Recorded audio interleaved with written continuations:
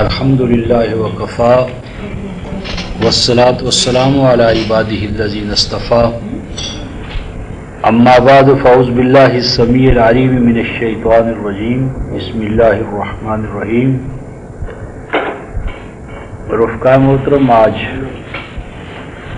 10 رمضان المبارک ہے اور ترجمانی یا مسائل قرآن کے حوالے سے ہم سورۃ البقرہ کی آیت نمبر 58 اور 59 صفحہ 11 ہمارے سامنے ہے۔ تو اس آیت جلیلہ کے حوالے سے کچھ باتیں تو کل ہو گئی تھی اور ہم وَادْخُلُوا الْبَابَ سُجَّدًا تک پہنچے تھے۔ تو وَادْخُلُوا الْبَابَ سُجَّدًا اس کا معنی ہے کہ اس بستی کے، مملکت کے علاقے میں جب بطور فاتح تم داخل ہو تو تمہاری حالت فرما بردار اہل ایمان کی ہونی چاہیے۔ مراد یہ ہے کہ فتح کے دوران مار دھاڑ نہیں کرنی، عزت و آبرو کو پامال نہیں کرنا، اور احکام شرعیہ جو ہیں ان کی پوری رعایت کرنی ہے، لحاظ رکھنا ہے۔ اس کی ضرورت کیوں پیش آئی اہل ایمان کے لیے؟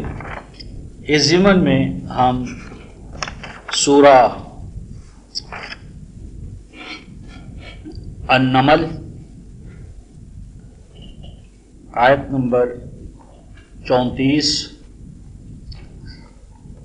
454 صفحہ کہ اسلام میں اور ملوکیت میں جو فرق ہے وہ یہی ہے۔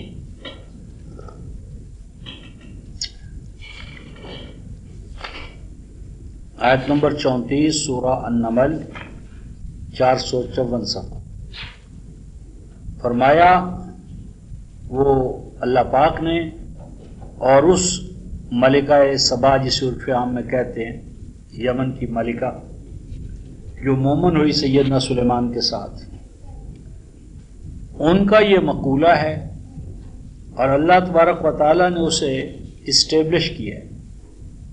ارشاد ربانی ہے، قالت کہا اس نے، ان الملوکا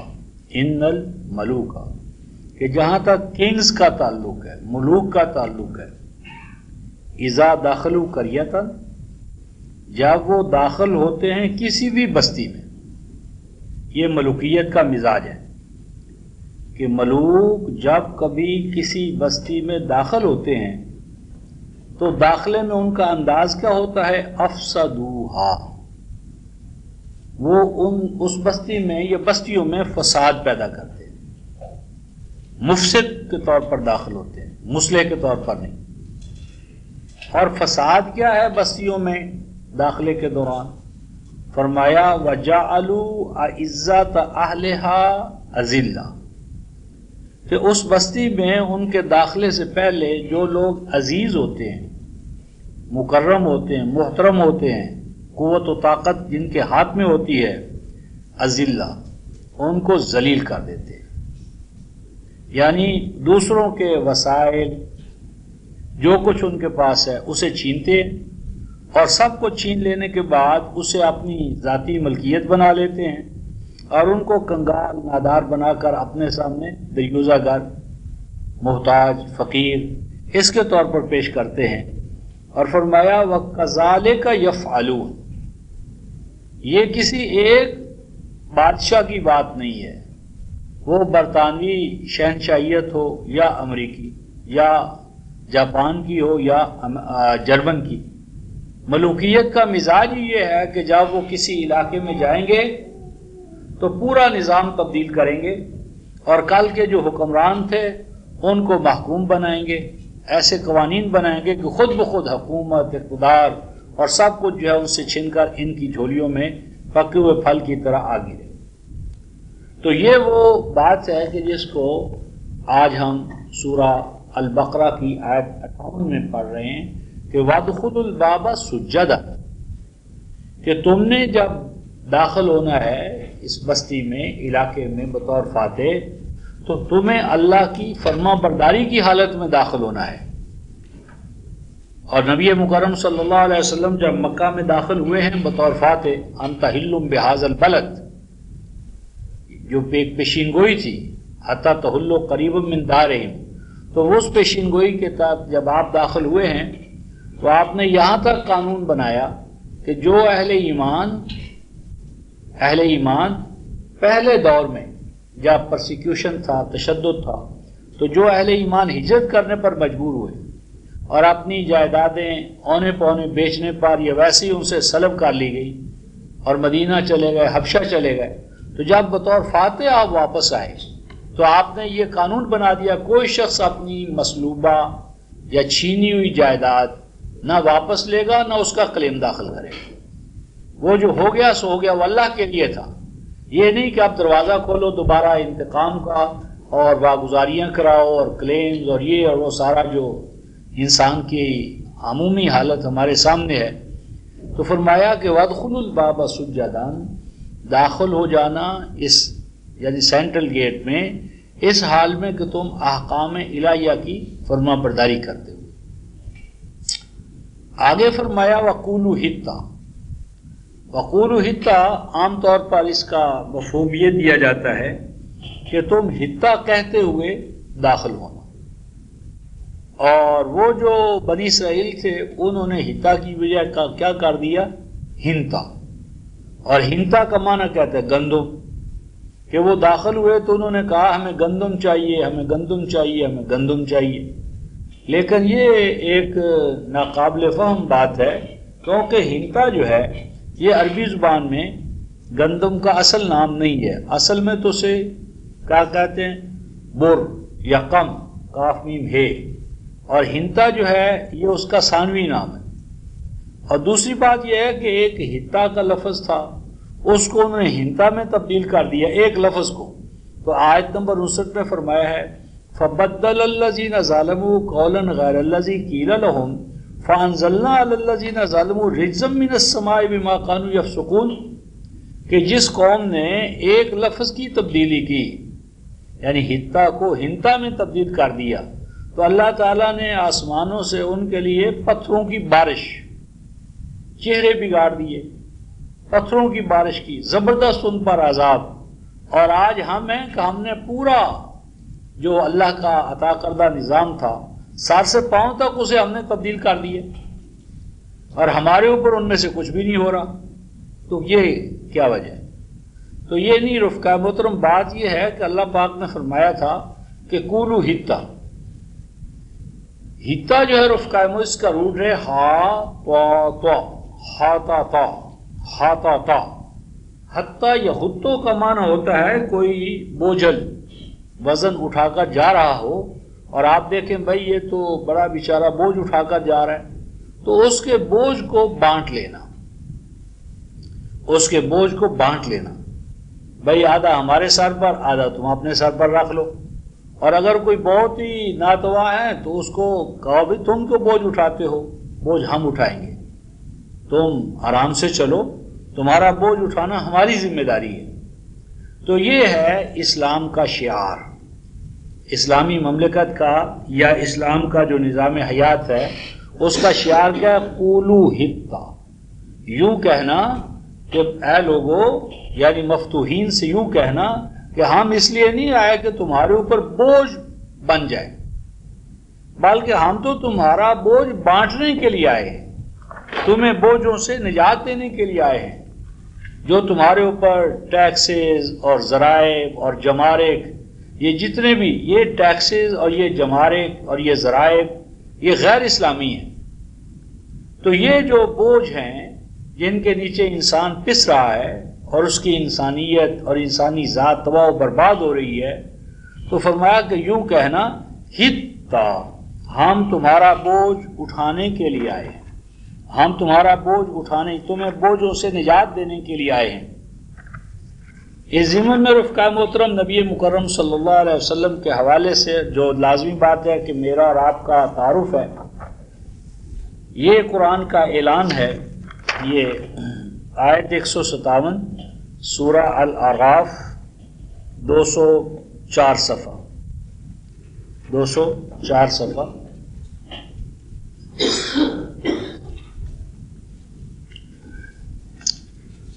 نبی امی صلی اللہ علیہ وسلم، ان کے اوصاف، ہم صرف اپنے موضوع سے جو مناسبت رکھنے والا جملہ حصہ ہے اس کو لے رہے ہیں. آیت 157، یہ میں الفاظ لے رہا ہوں. وَيَعْزَعُ عَنْهُمْ إِسْرَهُمْ وَالْأَغْلَالَ الَّتِي كَانَتْ عَلَيْهِمْ. نبی مکرم صلی اللہ علیہ وسلم کیوں تشریف لائے ہیں یا لائیں گے؟ تاکہ وہ یازا عنہ، واضع کا صلہ ان آئے تو اس کا معنی ریموو، دور کر دینا، اٹھا دینا. تو تاکہ وہ اٹھائیں، یازا عنہم، تاکہ وہ انسانیت سے اٹھائیں. کیا اٹھائیں؟ اسرہم والاغلال. اسر کہتے ہیں بوجھ جس کا اٹھانا مشکل، اور اغلال کہتے ہیں بیڑیاں.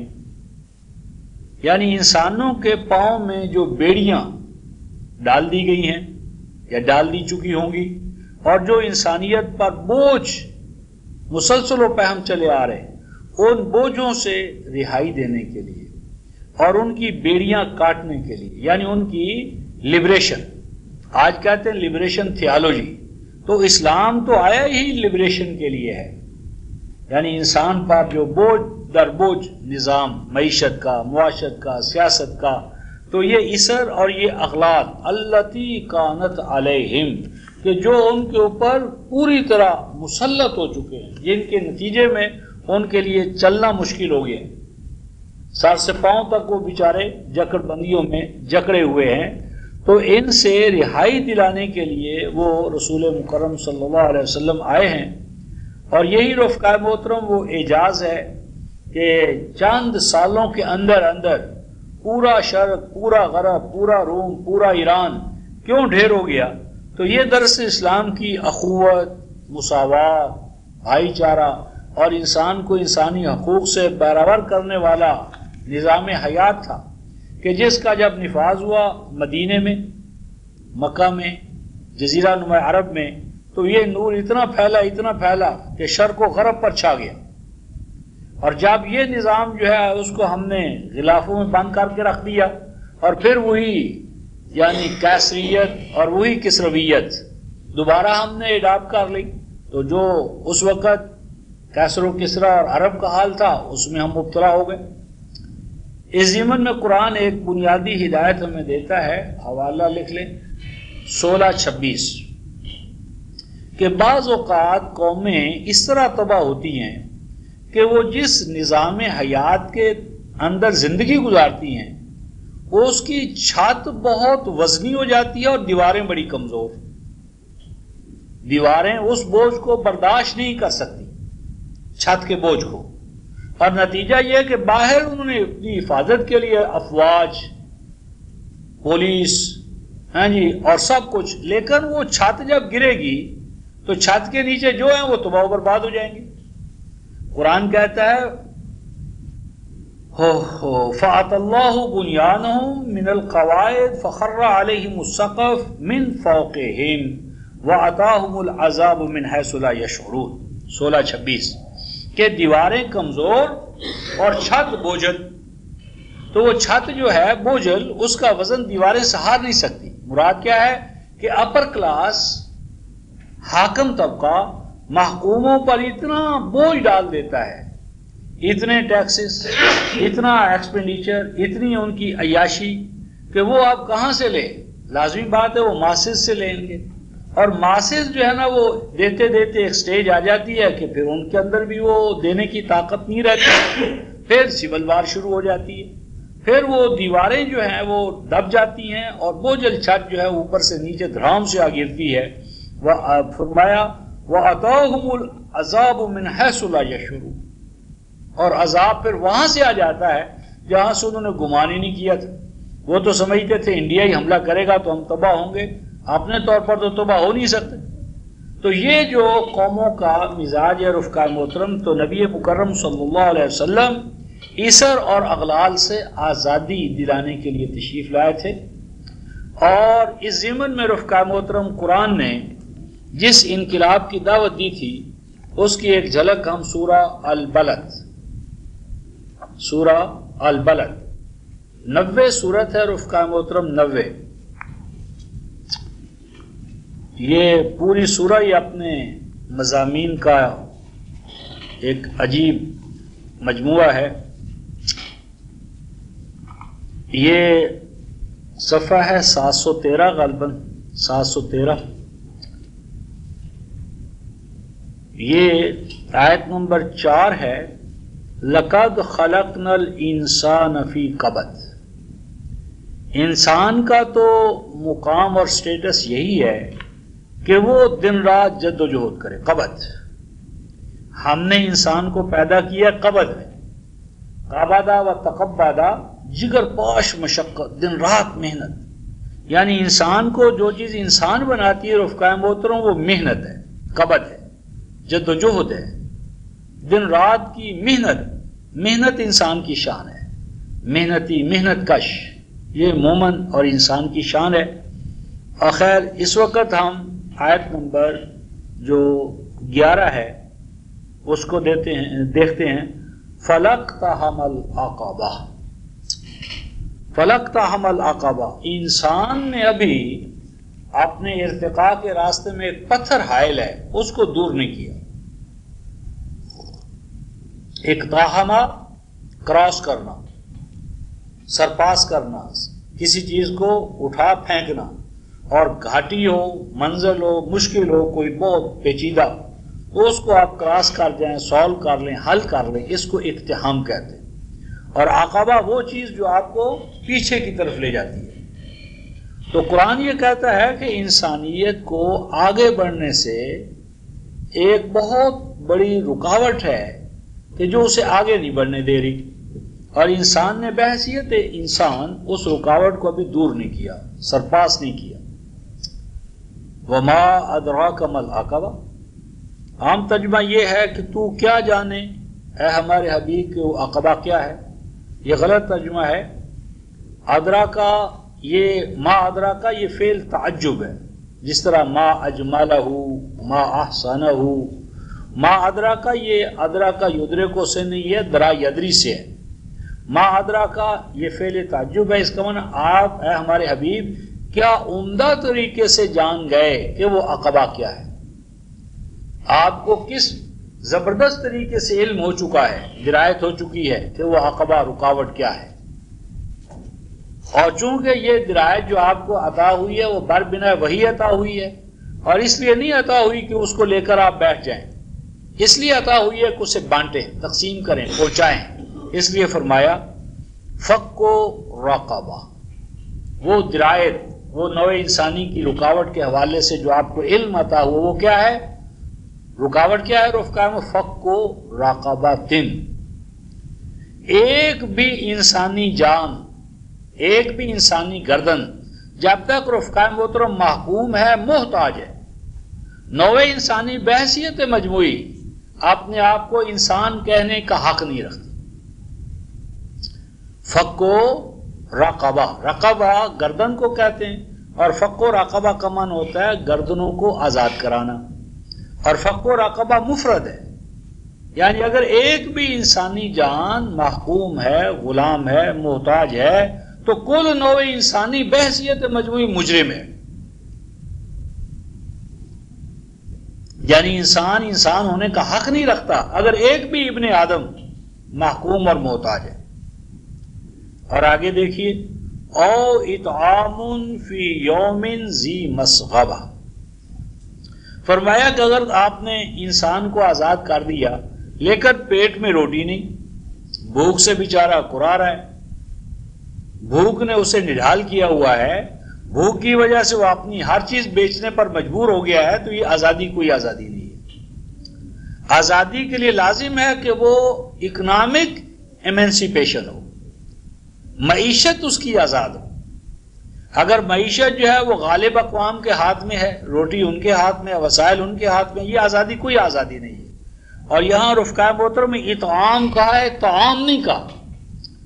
طعام کا معنی ہے ایک وقت کی، دو وقت کی روٹی دے دینا، جس طرح آج ہم خیرات سے، صدقات سے، زکوٰۃ سے چاہتے ہیں کہ فطرانہ اور ادھر 2 4 روپے، 4 100 یا 1000 دے دیں، قرآن کہتا ہے یہ نہیں، اطعام باب افعال ہے، یعنی طعام کا مستقل بندوبست کر دیا جائے۔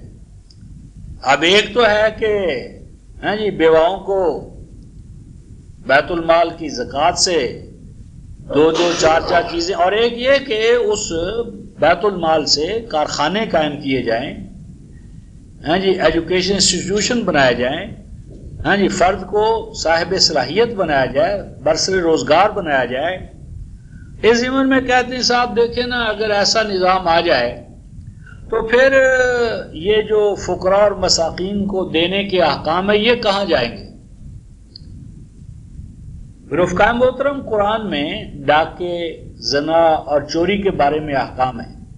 کیا ان احکام کا یہ منشا ہے کہ معاشرے میں چور رہنے چاہیے، ڈکیت رہنے چاہیے، چوری چکاری رہنی چاہیے؟ کیونکہ اگر یہ چوری چکاری، ڈکیت اور زنا ختم ہو گئے تو ان احکام کا کیا بنے گا؟ کیا احکام کا منشا یہ ہوتا ہے کہ وہ برائیاں قائم رہیں تاکہ ان احکام پر عمل درآمد ہوتا رہے؟ یا احکام کا منشا تو جرم کا ستباب کرنا ہے؟ ہم الٹی گنگا بہاتے کہ جی اگر لوگوں کے پاس اتنا زیادہ مال نہیں ہوگا، داد و دہیج کیسے ہوگی، اور صدقہ و خیرات لینے والا کوئی نہ ہوا تو پھر صدقہ و خیرات کے احکام کہاں جائیں گے؟ تو یہ الٹی ذہنیت ہے۔ قرآن نے کہا اطعام فی یوم ذی مسغبہ، طعام نہیں کہا، طعام ہوتا تو 2 وقت کی روٹی دے دی، اللہ اللہ خیر صلاح۔ اطعام مسلسل و پہم کھانا کھلانے کا نظام، اور وہ بھی کس انداز میں؟ فی یوم ذی مسغبہ، ایک ایسے دور میں کہ جس دور میں ہر طرف بھوک، افلاس، تنگدستی بانٹی جا رہی ہے، دے دینے کے باوجود انسان بھر نہیں رہا، اس کے پیٹ بھر جاتا ہے تو ذہن نہیں بھرتا، ندیدہ پان ہے۔ ہر آدمی کل کے لیے، کل کیا ہوگا، ہر آدمی کا کل غیر محفوظ ہے۔ چونکہ کل غیر محفوظ ہے، اس غیر محفوظ کو محفوظ کرنے کے لیے ہر چیز وہ داؤ پر لگا رہا ہے، اور ہر آدمی دوسرے کا شکاری ہے۔ یعنی نوع انسانی کا ہر فرد دوسرے فرد کا وہ قاتل ہے، سینہ جھپٹی اس کا اس نظام کا لازمی خاصہ ہے۔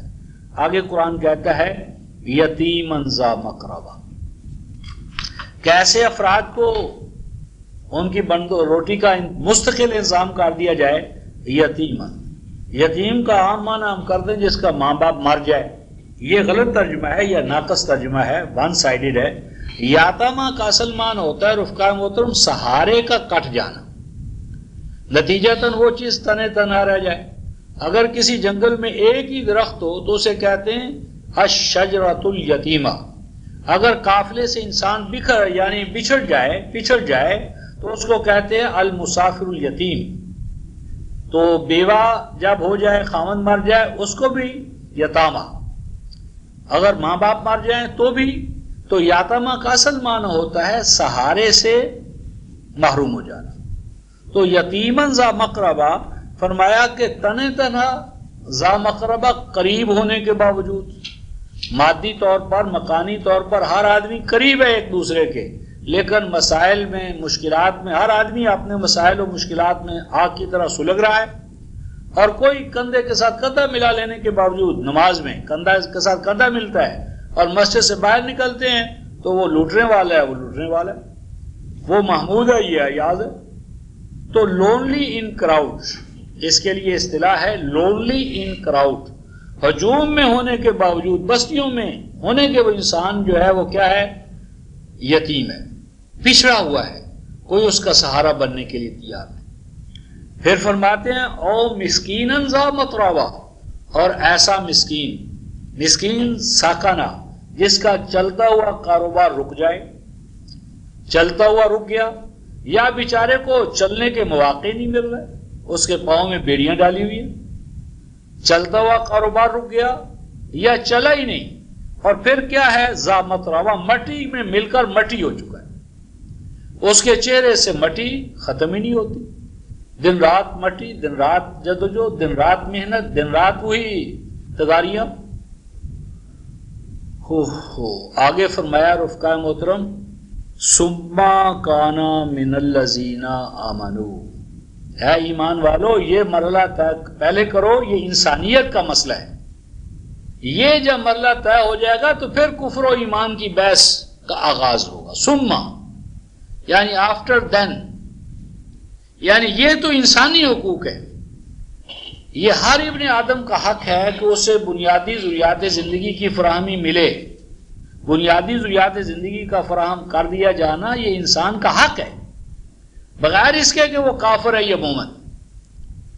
کافر کو بھی اس دنیا میں رہنے کا پورا حق ہے اور اس کے بنیادی حقوق ہے. اس ضمن میں سورۃ البقرہ آیت نمبر 125 سیدنا ابراہیم نے دعا کی، اے پروردگار عالم اس بستی میں بیت اللہ میں جو آ کر آباد ہوں ان کو وارزق اہلہ من الثمرات، کہ اس بستی میں جو آ کر آباد ہوں ان کو کیا ثمرات پھل کھانے کو ملے، پھل ملے ان کو. اور پھل ملنے کے لیے ایک شرط لگا دی. شرط یہ لگائی رفقا محترم آیت 125 میں کہ من آمن منہم باللہ والیوم الآخر. یہ روٹی میں صرف ان کے لیے مانگ رہا ہوں.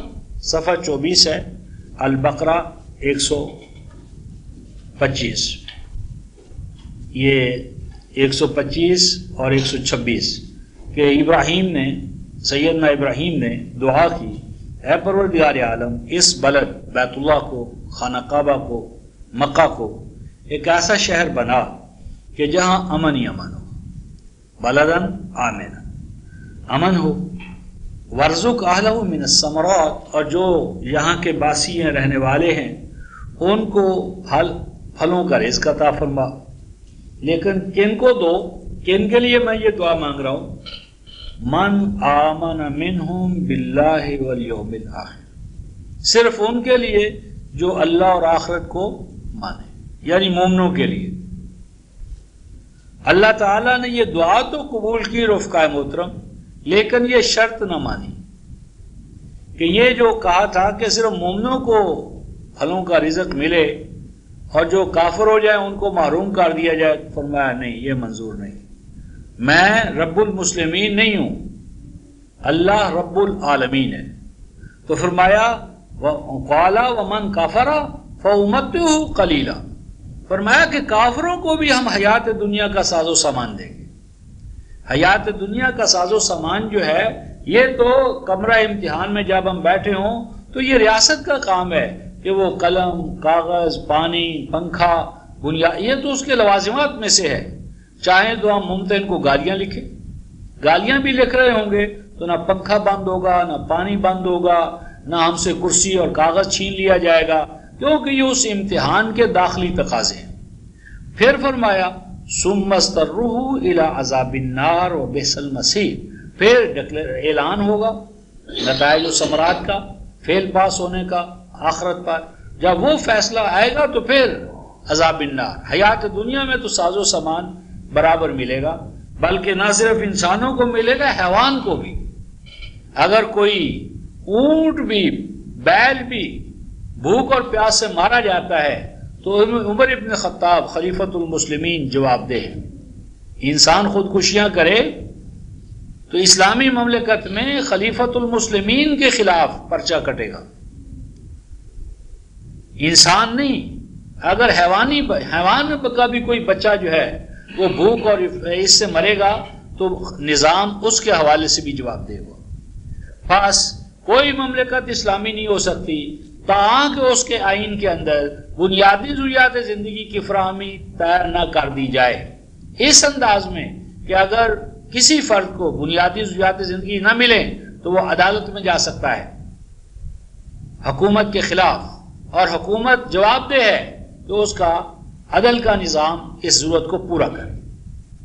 لہذا یہ جو ارشاد فرمایا گیا تھا کہ قولوا حطہ، قولوا حطہ، تو اس کا اعلان کا معنی یہ ہے، یہ صفحہ 11، کہ تم یہ اعلان کرتے ہوئے آنا، داخل ہونا کہ اے لوگو ہم تمہارا بوجھ اٹھانے کے لیے آئے ہیں. تمہارے بوجھوں کو دور کرنے کے لیے آئے ہیں، تمہارے دکھ تکلیف جو ہے اس کو بانٹنے کے لیے آئے ہیں، تمہارے لیے ہم فاتح ہیں، تو اس لیے نہیں کہ اب ہم اپنا بوجھ تمہارے اوپر ڈال دیں۔ پھر فرمایا حتہ کے بعد نغفر لکم خطایاکم،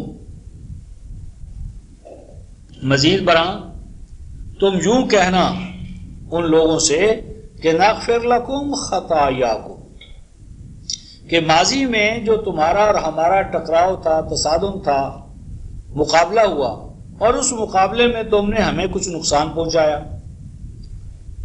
ہمارے افراد مارے گئے، جانی یا مالی ہمیں نقصان ہوا، تو وہ جانی اور مالی جو تمہارے ہاتھوں سے ہمیں نقصان پہنچا ہے، اب ہم عدالتی احتساب تمہارے ماضی کے کرتوتوں کے حوالے سے کھڑا نہیں کریں گے۔ نغفر لکم خطایاکم، وہ غلطیاں جو تم نے ہمارے خلاف انجام دیں ان سے ہم صرف نظر کرتے ہیں، معاف کرتے ہیں، ان کو زیر بحث نہیں لائیں گے، یعنی ماضی کے کھاتے ختم، ماضی سے یہ بات انتقام کا دروازہ ہم نہیں کھولیں گے ماضی کے حوالے سے۔ نمبر 3 وَسَنَزِيدُ الْمُحْسِنِينَ، اب یورپی استعمار ایشیا میں آیا تو انہوں نے، یورپ والوں نے ایشیا والوں کو برابر حقوق نہیں دی۔ سفید چمڑی والا سفید ہے، کالا کالا ہے، اور ذہن میں آتا ہے کہ اگر ہم شاید عیسائی نہیں ہوئے اس لیے ہمیں برابر کے حقوق نہیں دیے۔ غلط، جو کالے عیسائی ہو گئے تو رفقائے محترم ان کی سروسز کے چرچز الگ تھے، گوروں کا چرچ الگ اور کالوں کا چرچ الگ، باوجود اس کہ دونوں مسیحی ہو گئے، لیکن چونکہ مسیحیت میں امتیاز ہے رنگ پر، عقیدہ ان کو اکٹھا کرنے والا نہیں ہے۔ کسی اللہ کے بندے نے سچ کہا ہے کہ اگر مسیح علیہ السلام اس دور میں آ جائیں تو جو مسیحی وائٹ کلر والے ہیں وہ تو مسیح علیہ السلام کو اپنے چرچ میں داخل بھی نہیں ہونے دیں گے، کیونکہ سیدنا مسیح علیہ السلام تو مشرق والے ہیں، وائٹ کلرز میں نہیں آتے۔ تو یہاں رنگ اور جنس کا امتیاز ہوگا تو وہاں تو نظام آگے چل گئے نہیں، انسانی کی قدریں تو پروان چڑھ ہی نہیں سکتی۔ تو یہ جو فرمایا کہ سنزید المحسنین، کہ جو کوئی تم میں سے حسن کارانہ انداز میں ہمارے پیغام میں شامل ہو جائیں گے، ہمارے ساتھ تعاون کریں گے محسن بن کر، سنزید المحسنین، تو ایسا نہیں ہوگا کہ ہم ان کو کہیں چونکہ تمہارا رنگ اور ہے، تمہاری زبان اور ہے، تمہارا ماضی اور ہے، لہٰذا ہم تمہیں اپنے ساتھ شریک نہیں کرتے۔ ایسا نہیں ہم کریں گے، یہ ڈسکریمنیشن نہیں ہوگی، امتیاز نہیں ہوگا۔ سنزید المحسنین، جو محسن بن کر انسانی ذات میں حسن پیدا کرنا، معاشرے میں حسن پیدا کرنا، کائنات میں حسن پیدا کرنا، اسلام تو ہے ہی حسن پیدا کرنا، بیوٹیفیکیشن، ذات انسانی حسین و جمیل ہو، معاشرہ حسین و جمیل ہو، کائنات جو ہے وہ حسن رب جلیل کی تجلیات سے جگمگا اٹھے۔ تو جو محسن بن کر اس پیغام میں ہمارے ساتھ پارٹیسپیٹ کریں گے، تعاون کریں گے، ان کو ہم بڑھ چڑھ کر نوازیں گے۔ یہ نہیں کہیں گے کہ تمہاری زبان اور ہے، ماضی اور ہے، تم ہمارے ساتھ برابر کے حقوق کیسے لے سکتے ہو۔ یہ نظام چلتا رہا، فا بدلا، فا کا معنی ہے، فا آتا ہے ترقب کے لیے، یعنی یہ نظام چلتا رہا، اللہ کے بندے اس نظام پر عامل اور حامل رہے، تاکہ نسل در نسل آگے چل کر پھر ایسا ہو گیا۔ فبدل الذین، تو بعد کی نسلیں جو تھی انہوں نے تبدیل کر دیا، ریپلیسمنٹ کر دی، انہوں نے تبدیلی کی الذین ظلموا، جو ظالم ہو گئے تھے، یعنی جو مشرک تھے، جن میں شرک آ گیا۔ اور شرک جو ہے رفقاء محترم، اس کے حوالے سے بھی ہمیں بہت غلط بتایا جاتا ہے کہ جی اللہ کو شرک اس طرح ناپسند ہے کہ جس طرح کوئی عورت جو ہے وہ اپنے اوپر سوکن، یہ اصلاحی صاحب کی اصطلاح ہے، یہودیت سے انہوں نے لی ہے، کہ شرک اس طرح اللہ کو ناپسند ہے، چھنا دی۔ لیکن یہ سارے کا سارا رفقائے محترم شرک کا تصور یہودیت سے ماخوذ ہے۔ شرک کیا؟ اگر رفقائے شرک میں تو انسان مانتا ہے اور ماننے کے ساتھ کسی کو شریک کرتا ہے۔ قرآن نے کہا تھا رفقائے محترم شرک تو رہا ایک طرف، اگر تمام انسان مل کر اللہ تبارک و تعالیٰ کے وجود کا انکار کر دیں اور کہیں کہ اللہ ہم نہیں مانتے، آپ کو ہم نہیں مانتے، تو اللہ پاک فرماتے میرا کیا بگڑے گا۔ یہ سورہ ابراہیم ہے رفقائے محترم، آیت نمبر 14 308 صفحہ ہے۔ فرماتے ہیں وَإِذْ تَعَذَّنَ رَبُّكَ وَإِذْ تَعَذَّنَ رَبُّكَ، اور جب اعلان عام کروایا تیرے رب نے، لَئِن شَكَرْتُمْ، اگر تم میری عطا کردہ صلاحیتوں کا، وسائل کا، امکانات کا، نعمتوں کا بھرپور اور قاعدے قانون کے مطابق استعمال کرو گے، شکر، تو کیا کروں گا؟ لا ازیدنکم، تو میں ان نعمتوں میں اور اضافہ کروں گا۔ شکر رفقائے محترم قول نہیں ہے، تسبیح کے دانوں پر شکر شکر کرنا نہیں ہے، قرآن کی روح سے شکر عمل ہے۔ اعملوا آل داؤد شکرا، شکر کے لیے عمل کرنا پڑتا ہے۔ اور اللہ تبارک و تعالیٰ اپنے آپ کو کہتے ہیں شاکر علیم، شکور حلیم۔ اللہ تبارک و تعالیٰ تو دن رات شکر کر رہے ہیں، تو اللہ کس کا شکر کر رہے ہیں؟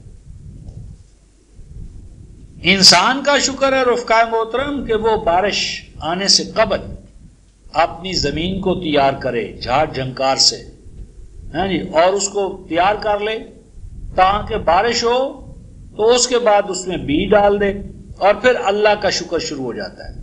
اللہ کا شکر کیا؟ انسانی جد و جہد کو نتیجہ خیز کرنا، یعنی ہم شکر کرتے ہیں بیج ڈالنے تک، اور اللہ کا شکر کیا ہے؟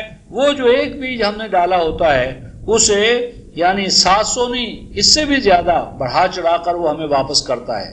اللہ کا شکر کائناتی قوتوں کے حوالے سے۔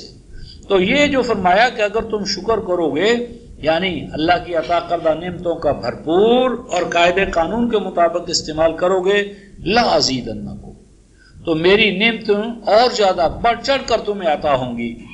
وَلَئِن كَفَرْتُمْ إِنَّ عَذَابِي لَشَدِيدٌ، اور اگر تم میری ان نعمتوں کی ناقدری کرو گے، غلط استعمال کرو گے، تو اس کے نتیجے میں کیا ہوگا؟ عذاب۔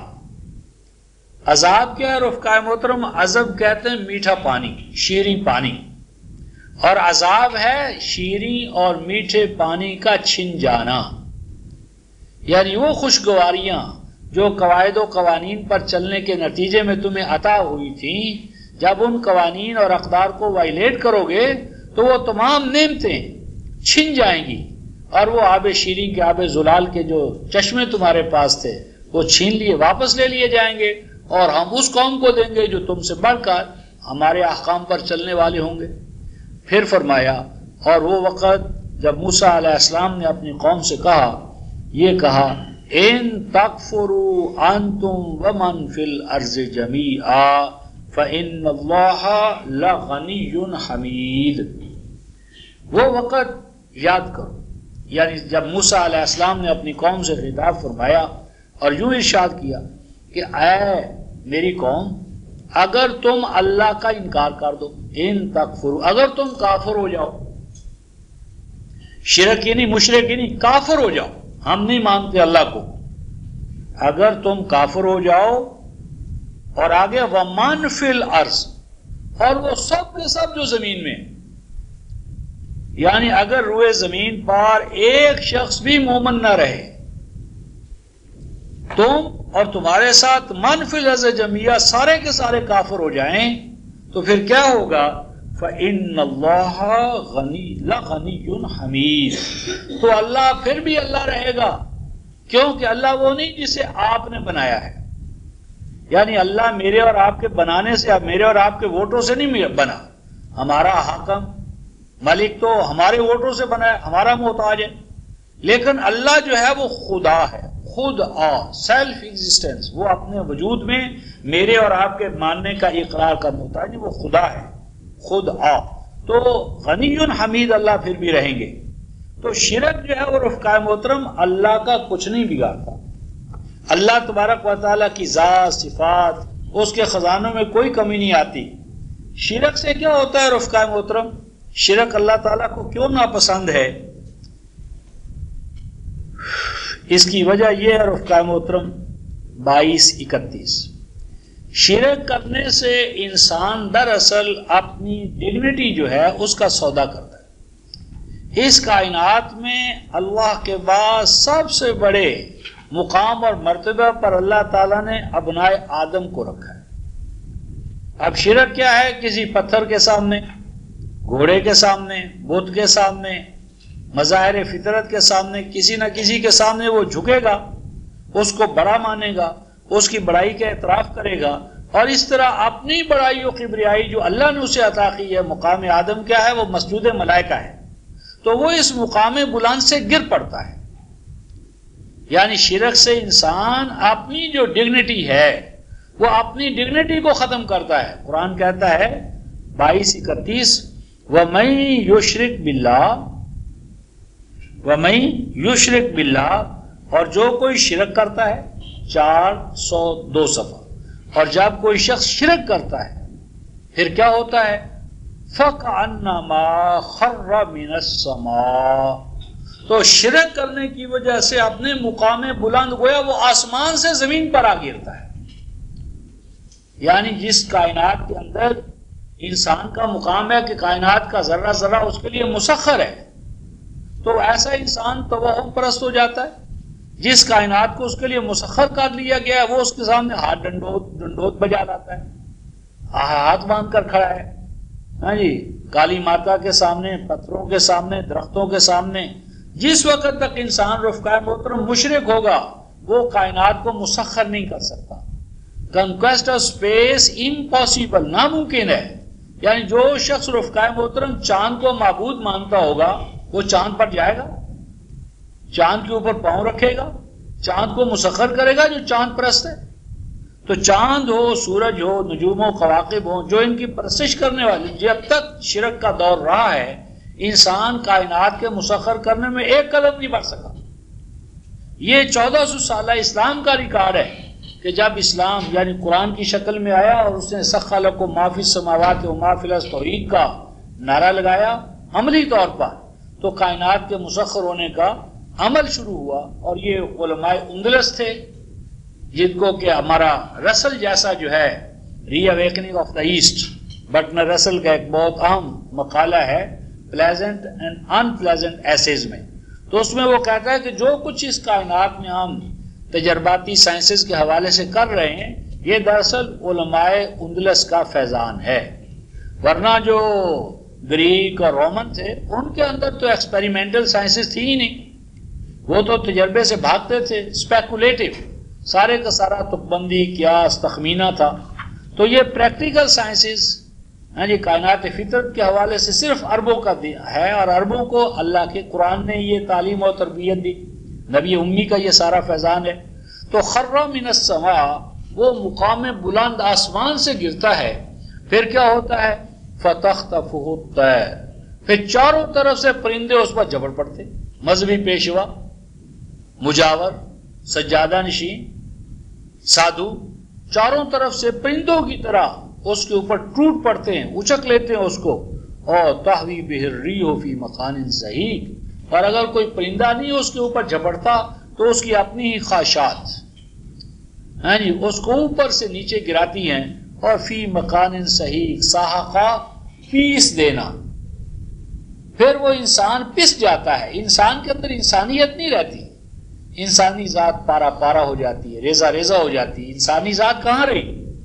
تو شرک جو ہے رفقائے محترم یہ ایک کرائم ہے خود ہیومن ڈگنیٹی کے خلاف، اور خالق و مالک نہیں چاہتے کہ وہ انسان اپنی توہین کرے اور اپنے ہاتھوں سے اپنی ڈگنیٹی جو ہے اس کا سودا کرے یا اسے بیچے.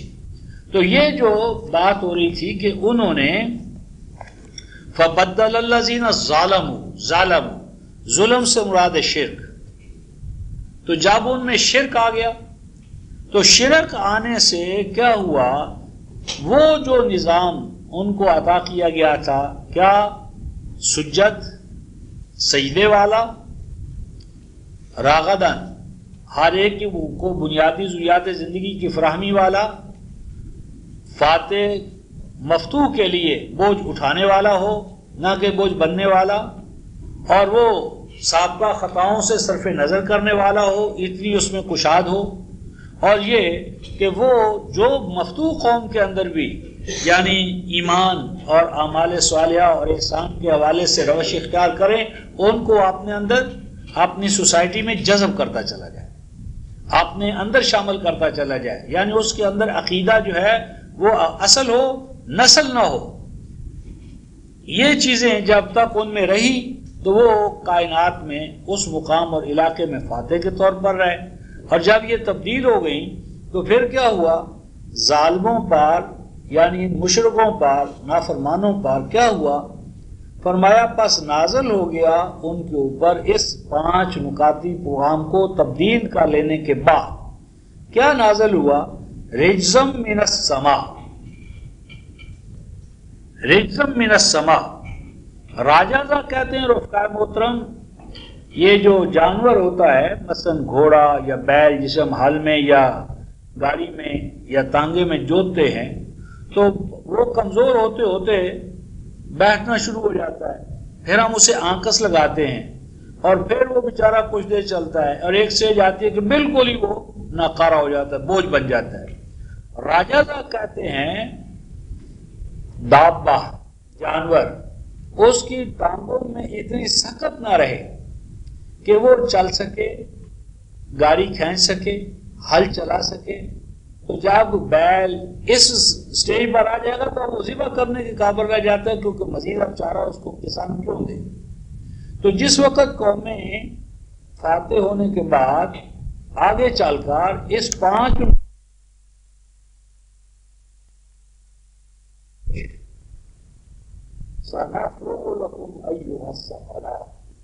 جب کوئی تہذیب اور کوئی ملت زمین پہ دھرتی کا بوجھ بن جائے، آپ جانتے ہیں کہ جو پھل دار درخت ہوتا ہے مالی اس کا دفاع کرتا ہے،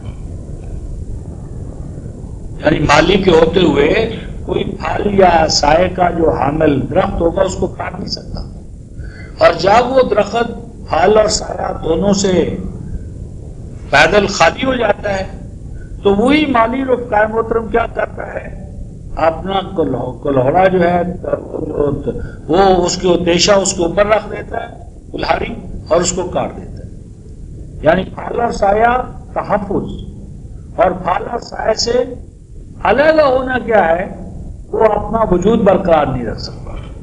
تو یہی وہ قانون حیات رفقائے محترم، اما ما ينفع الناس فيمكث في الارض، جب تک کسی قوم، تہذیب یا ثقافت کے اندر نفع بخشی اور فیض رسانی رہتی ہے رفقائے محترم، اس کائنات میں اسے آگے بڑھنے کے مواقع ملتے ہیں، اور جب وہ فیض رسانی ختم کر دیتے ہیں، یہ دھرتی کا بوجھ بن جاتے ہیں، تو پھر کیا ہوتا ہے، ان کو اللہ تبارک و تعالیٰ اور کائناتی قوتیں صفحہ ہستی سے مٹا دیتی ہیں۔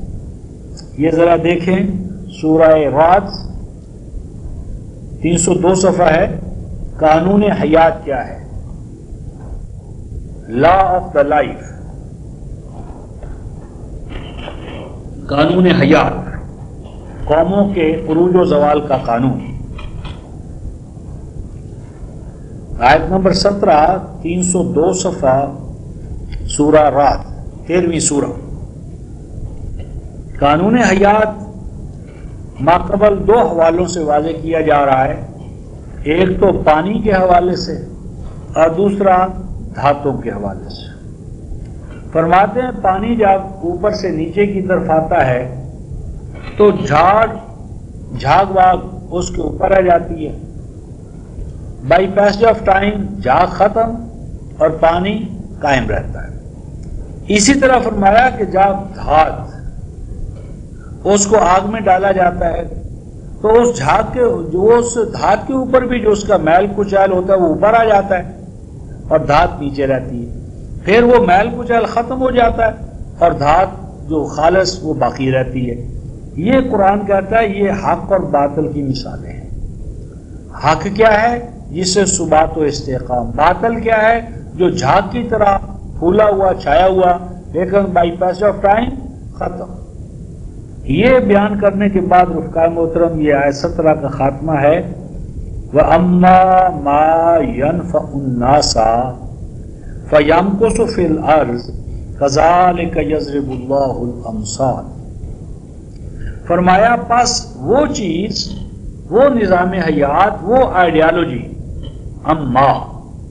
اما ما، لیکن ما جو من نہیں فرمایا، یعنی وہ نظام حیات، وہ اقدار، وہ قوانین، وہ تہذیب، وہ ثقافت، ینفع الناس، ینفع المومنین نہیں کہا، ینفع المومنین نہیں، ینفع المتقین نہیں، ینفع الناس۔ اور یہ جو ڈارون نے اور اقوام یورپ نے اس ضمن میں کیا کہا ہے؟ سروائیول آف دا فٹسٹ، یعنی جو زیادہ طاقت والا ہو جائے وہ قائم رہے اور جو کمزور ہو اسے پامال کر دیا جائے۔ حیوانی دنیا میں یہی ہو رہا ہے، اور اسی کو جب کوئی قوم اپنا قانون حیات بنائے گی تو چھوٹوں کو تباہ و برباد کرے گی اور اپنے آپ کو اسٹیبلش کرے گی۔ قرآن کہتا ہے یہ قانون حیات نہیں ہے، اس سے اللہ تعالیٰ کی نصرت ایسی قوم کو حاصل نہیں ہوتی۔ اللہ تعالیٰ کا قانون حیات یہ ہے، اما ما ينفع الناس، جو قوم دوسروں کو نفع پہنچائے، ان کو گرتوں کو سہارا دے،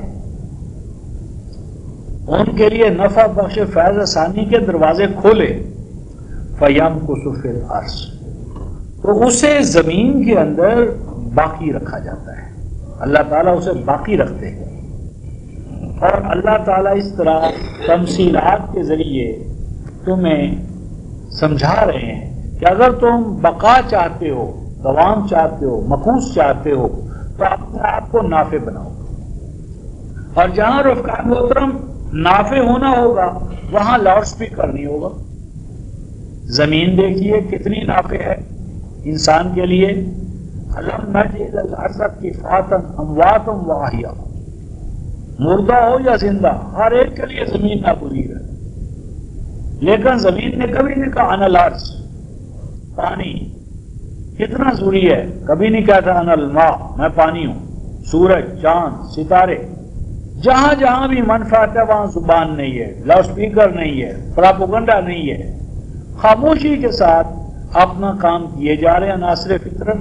اور یہی مجھے اور آپ کو تعلیم تھی کہ ہم اپنے وجود سے دوسروں کے لیے نافع بنے، تو ہر کے خدمت کار اور کو مخدوم شد۔ اور اس ضمن میں رفقائے محترم 1996 سورہ مریم آیت نمبر 96 374 صفحے پر آخر پر 374 صفحے کے خاتمے پر یہ الفاظ آئے تھے، ان الذین آمنوا وعملوا الصالحات سیجعل لهم الرحمن ودا، بلا شبہ وہ اشخاص جو ایمان لائیں گے، آمن مومن ہوں گے، توحید ایمان بالقرآن، وعملوا الصالحات اور صلاحیت بخش اعمال کو انجام دیں گے، پھر کیا ہوگا؟ سَيَجْعَلُ لَهُمُ الرَّحْمَنُ وُدًّا، اللہ پاک ایسے افراد اور جماعت کے لیے دنیا میں محبوبیت کا مقام ان کو عطا ہوگا۔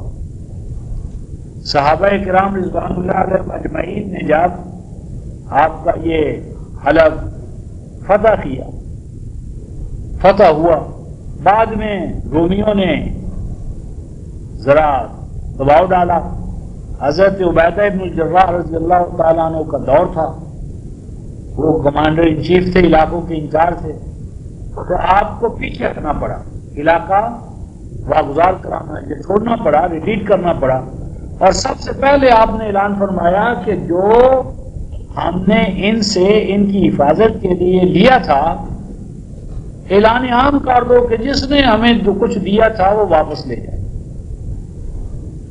وہ عیسائی تھے، انہوں نے پوچھا تم کیا لوگ ہو؟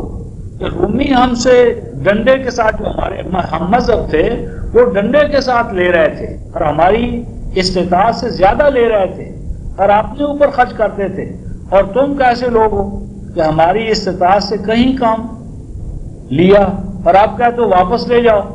انتم ملاک الارض، تم یقیناً وہی ہو جن کے بارے میں مسیح نے کہا تھا کہ زمین پہ اللہ کی بادشاہت آنے والی ہے۔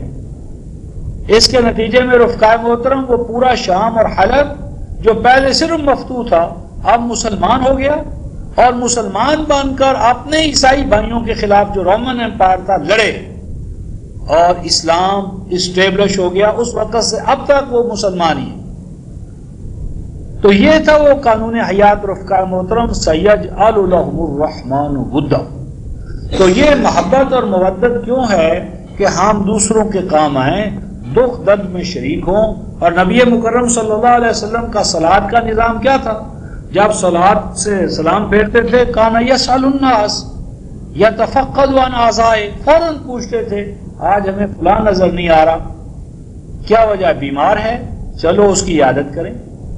سفر پر چلا گیا ہے، چلو ہم اس کے گھر جا کر پوچھیں کہ کون سی وہ ضروریات تھی کہ جو وہی ادا کرتا تھا اور اب ہم ان کو ادا کریں گے۔ تو جب میری معاہدہ ہے کہ دکھ درد بانٹنے والا نظام تھا تو حالات اور تھے، جب دکھ درد میں اضافہ کرنے والا نظام ہو گیا، نماز روزہ بھی ہے، تو وہ جو نظام ہے وہ آج ہمارے اور آپ کے سامنے ہے۔ تو یہ جو فرمایا گیا کہ بوجہ شرک کے، انسانیت دشمنی کے، رجزم من السماء، ان کے اندر وہ سخت نہ رہی کہ وہ نظام حیات جو ہے اس کو کیری آن تسلسل کے ساتھ آگے بڑھا سکیں۔ اور یہ عذاب جو رجزم من السماء آیا، کیوں آیا رفقائے محترم؟ بما کانوا یفسقون، بوجہ اس کے کہ وہ فاسق ہو گئے تھے۔ فسق کیا ہے رفقائے محترم؟ اس البقرہ کی آیت نمبر 26 اور 27 میں ہم نے پڑھا تھا، اگر ہمیں یاد ہو فسق کیا ہوتا ہے۔ یہ 26 اور 27 صفحہ 7 پر ہے رفقائے محترم، صفحہ 7۔ فسق کیا ہوتا ہے؟ قومیں جب فاسق ہوتی ہے تو کیسے پہچانی جاتی ہیں؟ یہ سورہ البقرہ 26-27 صفحہ 7۔ وما يضل به الا الفاسقین، اور قرآن نہیں گمراہ قرار دیتا، گمراہی کا فتویٰ لگاتا مگر فاسقوں پر۔ یہ الفاسقین ہے رفقائے محترم پراپر ناؤن کے طور پر، اور اوپر لکھا ہوا ہے لا۔ اس کا کیا معنی؟ اس کا معنی یہ ہے کہ الفاسقین کو اللہ خود ڈیفائن کر رہے ہیں۔ الفاسقین کے جو کریکٹرسٹکس ہیں وہ اللہ خود بیان کر رہے ہیں، لہٰذا اس میں کسی مولوی، مفتی یا قاضی کے فتوے کی ضرورت نہیں ہے۔ فاسق کون ہے؟ کیونکہ ہر فرقے نے فاسق کی پہچان ایسی بتائی ہے کہ وہ اس پر فٹنا ہے، دوسرے پر ہے۔ کسی نے پاجامے کے پانچے اور یہ ٹخنوں سے اوپر یہ چادر ہو اور شلوار ہو، پاجامہ ہو، داڑھی کی حیت قضائی، پگڑیوں کے سائز، ان کو فسق اور غیر فسق کی پہچان، لیکن یہ ساری خود ساختہ چیزیں ہیں۔ اللہ پاک نے خود ہی فاسقوں کو ڈیفائن کر دی ہے۔ کیا فرمایا رفقائے محترم؟ الفاسقین کون ہیں؟ الذین ینقضون عہد اللہ من بعد میثاقہ ویقطعون ما امر اللہ بہ ان یوصل ویفسدون فی الارض اولئک هم الخاسرون۔ یہ ہے فاسقوں کی 3 بنیادی پہچانیں، اور تمام دین جو ہے رفقائے محترم اور تمام قرآن انہی 3 چیزوں کے اندر بند ہے۔ فاسق کی پہلی پہچان یہ ہے کہ وہ اللہ کے ساتھ عہد و پیمان کر لینے کے بعد وہ اس عہد و پیمان کو پارا پارا کر دیتا ہے۔ یہ عہد کیا تھا رفقائے محترم؟ ہمیں بھی یاد نہیں ہے۔ اس آیت کی دو بنیادی شکیں رفقائے محترم، سورہ توبہ آیت 111، ان اللہ اشتری من المؤمنین انفسهم واموالهم بان لهم الجنہ۔ اللہ پاک فرماتے ہیں مومن میرے ساتھ یہ عہد کرتا ہے مومن بننے کے دوران کہ اللہ میں اپنی جان اور مال دونوں آپ کو بیچ رہا ہوں تاکہ اس کے نتیجے مجھے جنت ملے۔ جنت کے جنتی معاشرہ حاصل کرنے کے لیے جنت والوں کے لیے لازم ہے کہ وہ جان و مال اللہ کو دے دے، یعنی مرکز، یعنی نظام جو اللہ اور رسول کے نظام کو نافذ کرنے کے لیے اٹھے گا، جان مال فرض کی نہیں ہوگی اس نظام کے ماتحت ہو۔ اور پھر فرمایا سورہ المائدہ کی آیت نمبر 7 میں میثاق کیا ہے؟ اس کو تم سمعنا و اطعنا، تم نے ہمارے ساتھ یہ میثاق کیا ہے کہ اللہ ہم آپ کا قرآن سمجھنے والے، سمجھانے والے، چلنے والے اور چلانے والے۔ تو کلام الہی کے سمجھنے والے، سمجھانے والے، اس پہ چلنے والے اور چلانے والے، جب تک یہ رہے گا کہ جنت پانے کے لیے جان و مال ہمارا نہیں، اور ہم اللہ کے کلام کو سننے والے، سنانے والے، سمجھنے والے، سمجھانے والے، ڈھلنے والے، ڈالنے والے رہیں گے، تو غلبہ ایمان والوں کا لازمی نتیجہ ہے۔ تو آگے کیا فرمایا؟ نمبر 2، وَيَقْطَعُونَ مَا أَمَرَ اللَّهُ بِهِ أَن يُوصَلَ، جن جن چیزوں کو اللہ تعالیٰ نے جوڑا بنایا ہے، فاسقوں کی پہچان یہ ہے کہ ان جوڑا چیزوں کو وہ توڑ دیتے ہیں۔ جوڑا چیزیں کیا ہیں رفقائے محترم؟ مثلا الصلاۃ اور الزکوٰۃ۔ صلاۃ کا جوڑا زکوٰۃ ہے، تو صلاۃ پر تو اولی پرسش نماز ہوا اور زکوٰۃ ختم، زکوٰۃ زیر بحث نہیں آ رہی۔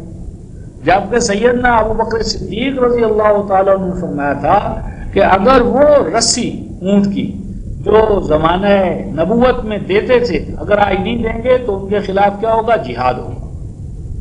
اور میں تن آتا ہوں کہ یہ غریب کا حق ہے کہ اس سے بنیادی ضروریات زندگی اس کے دروازے پر جائے ملے، اور یہ زکوٰۃ کی انسٹیٹیوشن نہیں ہوگی۔ یہ جو آج ہم زکوٰۃ دے رہے ہیں یہ تو سرمایہ دارانہ نظام کا ایک چونچلا ہے، اس کو کتاب اللہ والی زکوٰۃ سے کوئی تعلق نہیں ہے۔ تو یہ دوسری بات ہے کہ جو چیزیں کتاب الہی میں جوڑا ہیں ان کا جوڑا پن جو ہے اس میں شگاف ڈال دیا جائے۔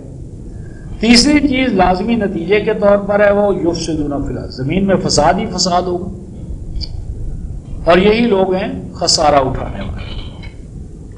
فساد کیا ہے رفقائے محترم؟ اس کو بھی قرآن کی اصطلاح میں ذرا دیکھیں، کیونکہ فساد کسی کی مرغی چھین لینا اور کسی کے گھوڑے یا کار پر قبضہ کر لینا، فساد کے یعنی یہ بھی چیزیں شامل ہیں۔ ہر وہ چیز جو قانون الہی کو وائلیٹ کر کے ہم کریں وہ فساد ہے، لیکن قرآن حکیم نے فساد کا اس سے جامع تصور ہمارے سامنے رکھا تھا۔ یہ سورہ البقرہ ہی ہے ہمارے سامنے، اور اس میں 39 صفحہ غالباً آیت نمبر 204-205،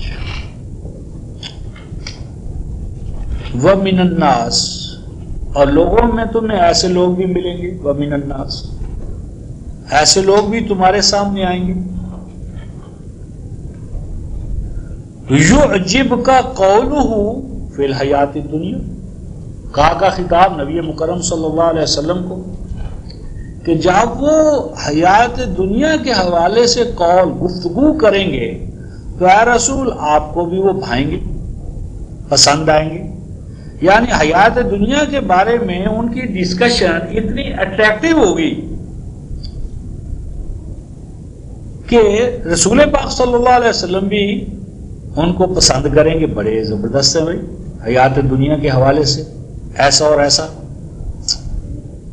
وَيُشْهِدُ اللَّهَ عَلَى مَا فِي قَلْبِهِ، اور اپنی حسن نیت، اپنے اچھے ہونے پر ہر وقت وہ قسم کھا کر آپ کو یقین دلائے گا۔ آپ اس قسم دلانے سے کیا مراد ہے؟ منشور پیش کرے گا، ہمارا منشور دیکھو، ہم یہ کر دیں گے، ہم شہد کی اور مکھ اور یہ بہا دیں گے، دودھ اور شہد کی نہریں۔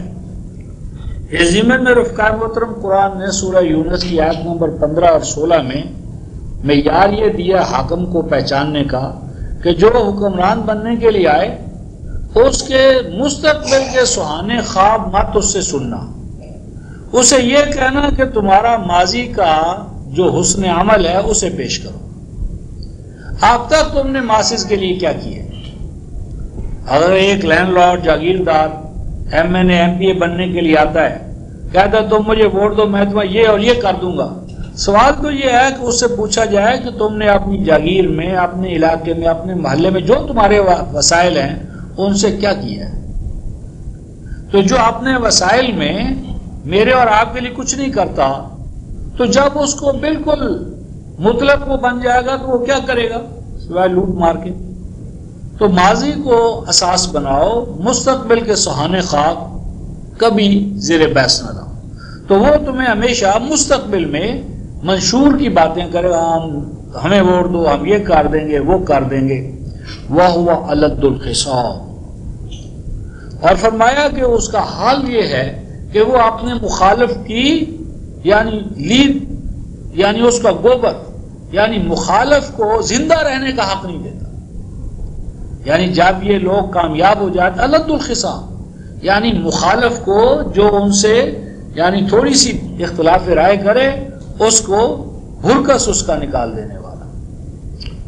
وَإِذَا تَوَلَّى سَعَىٰ فِي الْأَرْضِ، اور جب اس کو اقتدار مل جاتا ہے سعیٰ فی الارض، زمین میں بڑے دورے کرے گا، آج لیبیا جا رہا ہے، اسی وقت مصر آ رہا ہے، پھر سوڈان آ رہا ہے، طوفانی دورے، سعیٰ فی الارض، بڑی جدوجہد دن رات، لِيُفْسِدَ فِيهَا، لیکن اس کی جدوجہد اور طوفانی دوروں کا انجام، لے جو ہے نا لے، یہ تاکے کے معنی میں نہیں ہے، جن مترجمین نے تاکے کا معنی کیا غلط کیا ہے، یہ لام ہے لام عاقبت یعنی نتیجہ۔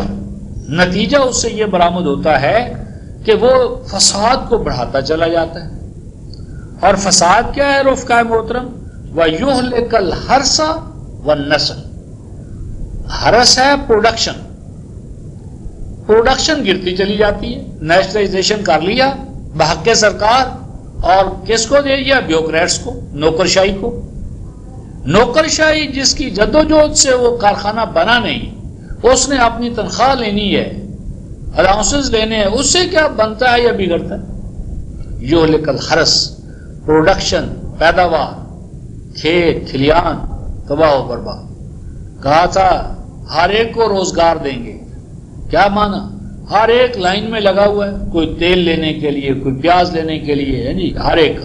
تو یہلک الحرث تباہ کرتا ہے پیداوار کو، والنسل، اور ینگر جنریشن، نوجوان نسل، نوجوان نسل کو مفت کی لت لگا دی، یعنی تم نے ویگنوں کا کرایہ بھی نہیں دینا، بغیر امتحان دیے پاس ہونا ہے، کوئی لائبلٹیز نہیں ہے۔ تو جن جب بوتل سے نکل گیا تو اب بوتل کے اندر کیسے آئے؟ یعنی مفت کی جب عادت ڈال دی نسل نو کو، وہی آج حکمران بنے، آج کے حکمران کل کی نسل، تو جیسی ان کی تربیت کی مفت خوری کی تو اب وہ مفت کھانا ان کا مزاج بن گیا ہے۔ تو اللہ پاک فرماتے ہیں وَاللَّهُ لَا يُحِبُّ الْفَسَادِ، ان کو کہہ دو یہ فساد ہے، اور ایسے فسادی عوامل عناصر اللہ کی نظر میں محبوب نہیں ہو سکتے۔ زوج یا بدیر ان کا کلا کما کیا جائے گا، پکڑا جائے گا۔ اللہ کی لاٹھی بے آواز ہے، اس کے ہاں دیر ہے اندھیر نہیں، تو وہ پکڑتا ہے، اور پھر من حیث لا یحتسب، تصور بھی نہیں کیا جا سکتا کہ ان کو فرعونوں کو کوئی آ کر پکڑے گا، کیونکہ سارے راستے تو انہوں نے بند کر رکھے ہوتے ہیں۔ پھر اللہ آتے ہیں۔ تو یہ جو ارشاد فرمایا گیا لِيُفْسِدَ فِيهَا، تو ترجمہ کر دیا تاکہ وہ فساد برپا کرے، غلط۔ اور یہ لام جو ہے اس کو ہم کہتے ہیں لام عاقبہ، اٹ ول بی اینڈ ان، یہ نتیجہ یہ برآمد کرتا ہے۔ اس کے لیے ایک حوالہ لکھ لیں، بعض اوقات جب ہم ایسی بات کرتے ہیں تو کہتے ہیں صاحب یہ لام تو یہ ہوتا ہے تاکہ، آپ نتیجہ کہاں سے لے آئے؟ اس میں میں صرف ایک حوالہ آپ کو دینا چاہتا ہوں۔ تاکہ بوقت ضرورت آپ اسے استعمال کر سکیں۔ یہ قرآن نے یہ کہا ہے، یہ سورہ القصص 461 صفحہ آیت نمبر 28 فَالْتَقَطَهُ آلُ فِرْعَوْنَ 28 فَالْتَقَطَهُ آلُ فِرْعَوْنَ، آل فرعون نے، فرعون کے جو کارکن تھے، انہوں نے سیدنا موسیٰ علیہ السلام جس باکس میں تھے، تابوت میں تھے، اس کو اٹھا لیا۔ آگے ہے لِيَكُونَ لَهُمْ عَدُوًّا وَحَزَنًا۔ اب ترجمہ کیا کیا ہے انہوں نے یہاں پر؟ کیوں ارشد بھائی کیا ترجمہ کیا ہے؟ اب یہ اب انہوں نے اس لیے تو نہیں پکڑا تھا کہ وہ دشمن بنے ان کا اور پریشانی کا باعث بنے۔ یہ ہے لام عاقبہ، لام عاقبہ، یعنی انہوں نے پکڑا سو پکڑا، لیکن ان کے پکڑنے کا انجام ان کے لیے یہ ہوا کہ جس کو انہوں نے اپنے لیے آنکھوں کی ٹھنڈک چاہی، اس سے وہی انجام کر ان کے لیے تباہی اور بربادی کا باعث بنا، بوجہ اس کے کہ وہ نظام ربوبیت کا چیمپئن بن کر۔ تو یہ لام عاقبہ۔ تو یہ جو زیر بحث آیت تھی رفقائے محترم، فَأَنزَلْنَا عَلَى الَّذِينَ ظَلَمُوا رِجْزًا مِّنَ السَّمَاءِ بِمَا كَانُوا يَفْسُقُونَ۔ تو اس طرح رفقائے محترم ہم یہ جو آیت دو ہمارے سامنے تھی 58 اور 59، یہ آج اختتام کو پہنچتی ہیں۔ اس کے بعد جس طرح اعجاز بھائی نے سوال کیا تھا آیات بینات کے حوالے سے، تو دو صورتیں ہیں۔ ایک تو یہ کہ آیات بینات کے بارے میں ایک مختصر سی گفتگو کر دی جائے، اصولی گفتگو، جو بقیہ ہمارے پاس کچھ منٹ ہیں، اور دوسری صورت یہ ہے کہ آیات بینات یعنی معجزات انبیاء، اور معجزات انبیاء میں دو بنیادی یعنی اقسام ہیں۔ سیدنا مسیح علیہ السلام کے اندھوں کو آنکھیں دینا، کوڑی اور برس والے کو ٹھیک کرنا، پرندے بنانا مٹی سے، اور مردوں کو زندہ کرنا، یہ بڑے بڑے معجزات جو ہیں۔ اور سیدنا موسیٰ علیہ السلام کا سانپ بن جانا لاٹھی کا، اور ید بیضا ہاتھ بغل میں ڈالنا اور اس کا سفید چمکدار ہو جانا، یہ جو دونوں انبیاء علی نبینا وعلیہ الصلوۃ والتسلیم ہیں، ان کے حوالے سے یہ جو چیزیں صبح و شام ہم پڑھتے ہیں، ان کے بارے میں قرآن کا جو نقطہ نظر ہمارے جو فہم کے موجودہ درجات میں ہے، اس پہ گفتگو کی جائے، اور اس طرح دو نشستیں جو ہیں وہ اس موضوع پہ رکھی جائیں۔ تو اس ضمن میں آن کر دیں۔ آج رفقا محترم ہم یہ جو قرآن حکیم میں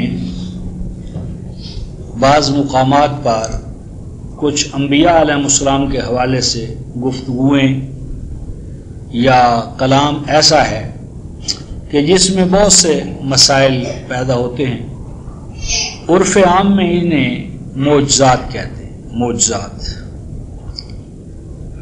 معجزات کا قرآن میں کیا ذکر اذکار ہے، اس حوالے سے گفتگو ہم کریں گے، اور آج اصولی گفتگو ہوگی۔ پہلے اس میں رفقا محترم پہلی جو اصولی بحث ہے وہ یہ ہے کہ قرآن حکیم کے جو الفاظ ہیں، الفاظ ان میں ان کے مفہوم اور معنی کو متعین کرنے کے لیے ایک مستقل ضابطہ ہے، اصول ہے، اور اصول یہ ہے کہ لفظ کا معنی بعض اوقات حقیقی ہوتا ہے اور بعض اوقات مجازی، اور ہر زبان میں ایسا ہوتا ہے۔ مثلا آپ دیکھتے ہیں کہ ہمارے ہاں کہ جی بیٹے کو دیکھ کر ماں کا دل باغ باغ ہو گیا، یہ اگر عبارت ہمارے سامنے آتی ہے تو ہم کریں گے کہ یعنی بیٹے کو دیکھ کر ماں کا دل، heart of the mother became gardens and gardens. تو اب اگر یہ ترجمہ کر دیں گے کہ وہ باغ باغ ہو گئی اس کا دل، تو وہ مفہوم ادا نہیں ہوگا جو مطلوب ہے، اگرچہ لفظی ترجمہ ہم نے کر دیا۔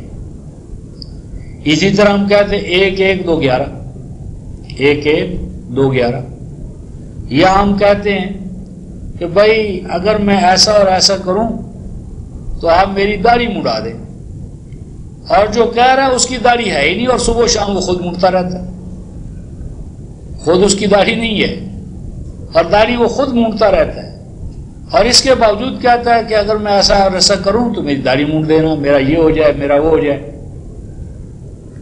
تو یہ جو الفاظ ہوتے ہیں رفقائے محترم، وہ اپنے مفہوم کو ادا کرنے میں کہیں تو لفظی اس کا ہم ترجمہ کرتے ہیں، اور کہیں لفظ کی بجائے وہ مجاز کے معنی میں، یعنی اس کا لفظی معنی نہیں ہوتا بلکہ اس کا معنی مجازی ہوتا ہے۔ اور مجازی یا تشبیہی معنی لینے کے لیے کوئی ضروری نہیں کہ حروف تشبیہ موجود ہوں تو ہم وہ تشبیہی معنی لیں گے، اگر حروف تشبیہ نہ ہوں تو ہم نہیں لیں گے۔ میں چند ایک مثالیں آپ کے سامنے رکھتا ہوں اور پھر ہم یہاں سے آیات بینات کی طرف چلتے ہیں۔ مثلا قرآن حکیم میں 74 سورہ المدثر اور آیت نمبر 50،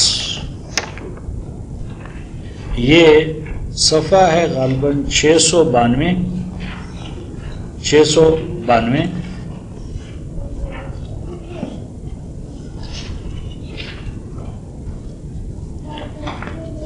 یہ لفظ ہے کأنہم، یہ 51 آیت ہے، کأنہم حمر مستنفرہ فرت من قسورہ۔ یہاں پر اللہ تبارک و تعالیٰ نے جو قرآن کا انکار کرنے والے افراد تھے ان کو کہا ہے کہ یہ کیا ہیں؟ گدھے، حمرون گدھے ہیں، کیسے؟ مستنفرہ وحش زدہ، فرت جو بھاگ رہے ہیں، من قسورہ شیر سے، قسورہ شیر ببر، جنگل کا بادشاہ۔ جنگل میں بادشاہ جس طرح شیر دھاڑتا ہے تو دھاڑنے کی، چنگھاڑنے کی عین وہ حالت جو ہوتی ہے اس وقت اسے اسد نہیں کہتے، اس کو شیر کہتے یعنی قسورہ کہتے۔ عربی زبان کا یہ اعجاز ہے جو اور زبانوں میں نہیں، کہ اس میں ایک ہی، اب مثلا آپ سیڑھی ہے، زینہ، سیڑھی کو استعمال کر رہے ہیں اور نیچے سے اوپر جا رہے ہیں، تو سیڑھی کا ہر سٹیپ رفقائے محترم نیچے سے اوپر لے جانے کے حوالے سے اسے کیا کہتے ہیں؟ درجہ۔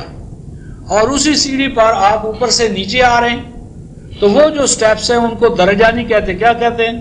درقہ۔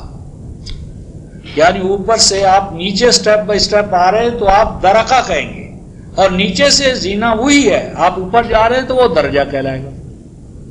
یعنی قرآن کیا کہہ رہا ہے؟ گویا کہ یہ جو قرآن کے منکر ہیں، کیا حمرون، یہ تو گدھے ہیں، حمار کی جمع، مستنفرہ فرار اختیار کرنے والے، بھاگنے والے، وحش زدہ ہو کر۔ کس سے بھاگ رہے ہیں؟ فرت من قسورہ، بھاگ رہے ہیں شیر سے، شیر۔ اب یہاں قسورہ کن کو کہا ہے؟ قرآن کے دائی کو، قرآن کی دعوت لے کر اٹھنے والا قسورہ ہے، اور اس دعوت کو فیصلہ کرنے والے حمر مستنفرہ ہے۔ اب کوئی کہے جی کہ چونکہ قرآن نے ان کو حمر مستنفرہ کہا ہے لہذا ہو نہ ہو وہ بھی واقعی جنگل کے گدھے تھے، اور ایمان والوں کو قرآن حکیم نے قسورہ کہا ہے لہذا ہو نہ ہو وہ بھی شیر ہیں، تو شیر ہیں تو پھر ان کی دم بھی ہوگی، وہ مار دھاڑ بھی ہوگی، چنگھاڑنا بھی ہوگا، سارے چیزیں، کیوں کہ لفظ تو وہی ہے، لفظ تو وہی استعمال ہوا ہے، لیکن لفظ کے اسی استعمال کے باوجود رفقائے محترم معنی وہ نہیں ہے، مفہوم وہ نہیں ہے۔ اسی طرح مثلا نبی مکرم صلی اللہ علیہ وسلم کو قرآن حکیم نے سورہ الاحزاب 33ویں سورہ آیت نمبر 46 قرآن حکیم نے کہا 33-40 سورہ الاحزاب آیت نمبر 40 507 صفحہ،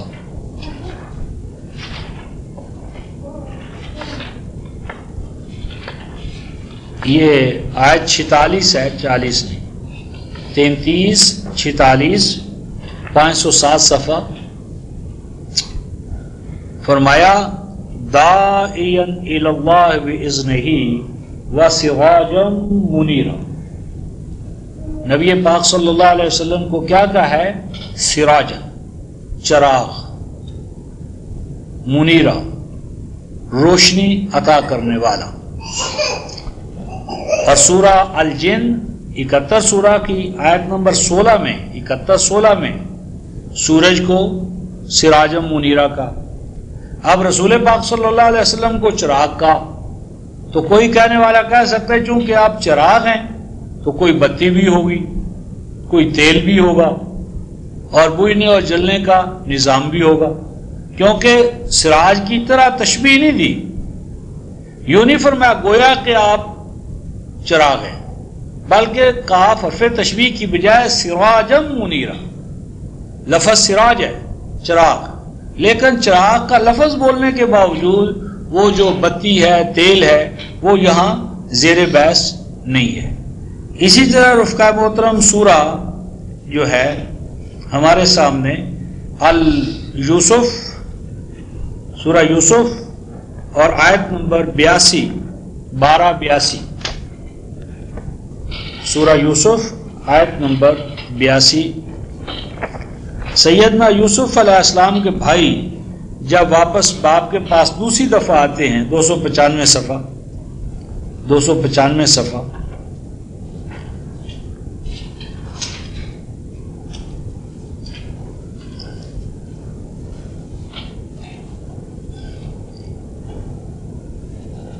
اس میں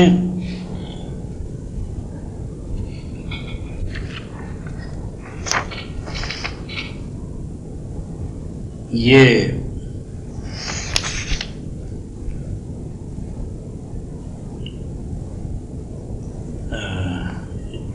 کہاں ہے وہ وَاسْأَلِ الْعِيرَ الَّتِي كُنَّا فِيهَا، ہاں یہ 83 ہے یا 82 ہے؟ ہاں 82۔ وہ آئے اور انہوں نے آ کر رپورٹ دی ساری، باپ نے یقین نہ کیا، تو وہ بیٹے کہتے ہیں وَاسْأَلِ الْقَرْيَةَ، وَاسْأَلِ الْقَرْيَةَ، اگر آپ ہم پر یقین نہیں کرتے تو جا کر پوچھ لیں، کس سے پوچھ لیں رفقائے محترم؟ قریہ، بستی سے۔ اب سوال ہے کیا بستیاں بولا کرتی ہیں؟ لفظ کیا ہے؟ وَاسْأَلِ الْقَرْيَةَ، یعنی بستی سے پوچھیں۔ اور آگے الَّتِي كُنَّا فِيهَا، جس میں کہ ہم نے رہے ہیں، جہاں پر ہم موجود تھے، اور وَالْعِيرَ الَّتِي أَقْبَلْنَا فِيهَا، اور عیر جو ہے، ایئر، آئر، کرائے پر چلنے والے لدو جانور، کرائے پر چلنے والے لدو جانور جو ہیں ان کو عیر کہتے ہیں، اور پھر اس کا اطلاق قافلے پر ہوتا ہے۔ تو والعیر، اور ان جانوروں سے پوچھئے کہ جو ہمارے آگے آگے دائیں بائیں ساتھ ساتھ چلے ہیں۔ تو اب کوئی پوچھے کہ قرآن نے یہ کہا ہے بستی سے پوچھ، اہل القریہ تو نہیں کہا، بستی سے پوچھ اور ساتھ گدھوں سے پوچھ. تو کوئی کہے کیسا قرآن لیے پھرتے ہو، انہونی بات. بستی سے پوچھ جا کر، گدھوں سے جا کر پوچھ. یعنی لفظ ہے قریہ، لفظ ہے عیر، اور کوئی بھی اس کا معنی لفظی نہیں کرتا.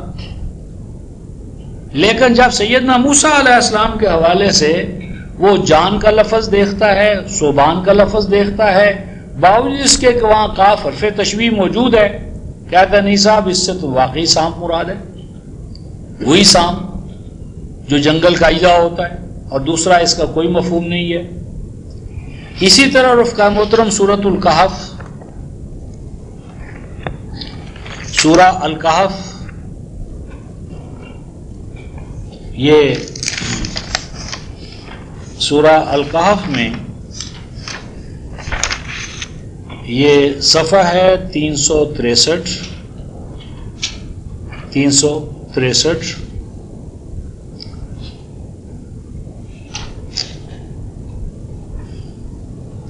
آیت 77.